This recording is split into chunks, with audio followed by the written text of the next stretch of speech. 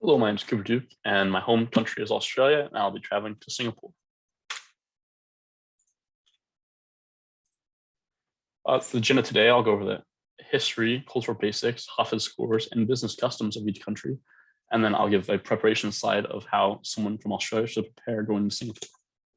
So starting off with the brief history of Australia, it was founded in 1770 and mostly controlled by Great Britain throughout its whole time until 1942, when Australia ultimately claimed their independence from England and therefore becoming its own country. And not too long after that, they implemented a European immigration program that wanted to bring as many immigrants as they can from Europe to Australia to populate the land. The cultural basics of Australia are as follows. The government is a federal parliamentary democracy. And as you can see in the religion section, more than half of the population is a type of Christian denomination, therefore showing how non-diverse the religious population is. As well, it can be seen in ethnic groups, when 92% of the population is Caucasian. Australia, on the Hofstede scores section, placed at 38 in power distance, meaning that there's not a large amount of power, and usually communication between managers and employees are informal, direct, and persuasive, just to get the job done. They score 90 in individualism, making them a highly individualist society, meaning that they're loosely knit and that people often try to be different than each other and be unique in their own way. Masculinity was a 61, therefore making them a masculine society, meaning that people in Australia like to be competitive and strive to be great, and the goal is to win at the end. They scored a 51 in uncertainty avoidance, meaning that they're willing to do a change, but may not want to due to the fact that they're at that 50 line there. Long-term orientation, they scored a 21, making it a normative culture, meaning that they think more in the short term and want to get quick results rather than in long term as other countries do. And lastly, they score 71 in indulgence, making them an indulgent country, which means that they're willing to give up whatever they want to indulge themselves in any way they can. And lastly, the freedom ranking is a 1 due to the fact that their laws do not impede their rights in any way. Therefore, they are free. Some business culture things that are in Australia, starting off with communication, is the style. The style of communication in Australia is often direct and to the point, where honesty is expected and humor is a big rule. And eye contact is also expected and accepted in business situations. The attire for men is often business suits or business casual. Women often wear dresses or suits in business situations. When going into a business situation, you should greet somebody with your hand out and give them a handshake, no matter if it's a man or female. The titles that you should address somebody with is their formal titles, such as Doctor or Mr. when meeting someone for the first time or in a meeting. And I cannot find any specific information about business cards in Australia. However, the time is that they're a very punctual culture that looks towards punctuality. So that is very valued in business situations. And lastly, their negotiation tactics is best to avoid hard selling pressure tactics. And it's good to be direct about your intentions and support that up with hard facts.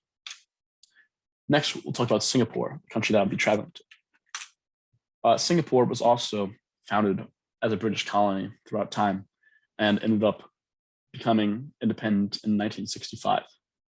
And I added the 2003 free trade agreement with the United States because I believe that this shows that it is due to the fact that it's the first Asian nation, it shows that how it's rise to power and to the economic powerhouse that it is today.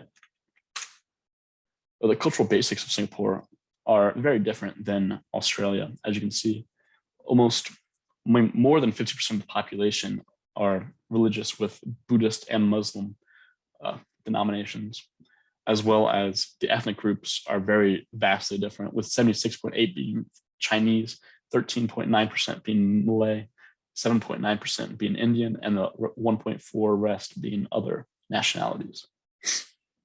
The language in this country is also very different than Australia, as Australia being English speaking.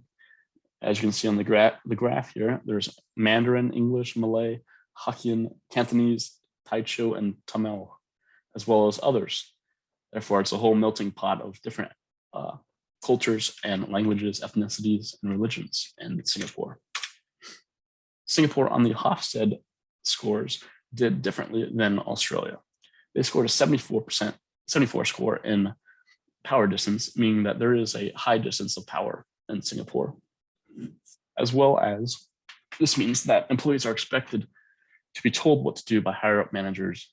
And an idea of this is that nation comes before community and society comes before self. So that can be thought about in a Singaporean way. And individualism, they scored a 20 score as well, meaning that people often look after each other in exchange for loyalty. And that due to Confucius' teachings about family, they're more of a collectivist society rather than trying to be on their own and not helping each other out in any way. Their masculinity was a 48, therefore being in the middle, but it is a society that has modest and humble value attributes are valued in this society. They scored 72 on the 8 on the uncertainty avoidance, making that a low score. And this is because Singapore is a country that is stricken by tons of different laws, and they have to abide by so many rules. Therefore, if they don't want to change their negotiation style, if it goes against all the different rules that they've lived with their whole entire life. Long-term orientation, they scored a 72, making them more of a long-term thinking culture rather than Australia. So this means that they're supporting long-term investments in their country rather than thinking short-term goals. And lastly, they scored a 46 in indulgence, meaning that they are, it is a medium score, meaning that they are not overly ambitious to indulge, but they will sometimes. And lastly, the freedom ranking was a 4 instead of a 1 like Australia was, making it a partly free country. And this is due to mostly all the laws that restrict a lot in Singapore. Business practices in Singapore are different than Australia, as you would imagine. And starting off, the communication style is often indirect and is expressing themselves.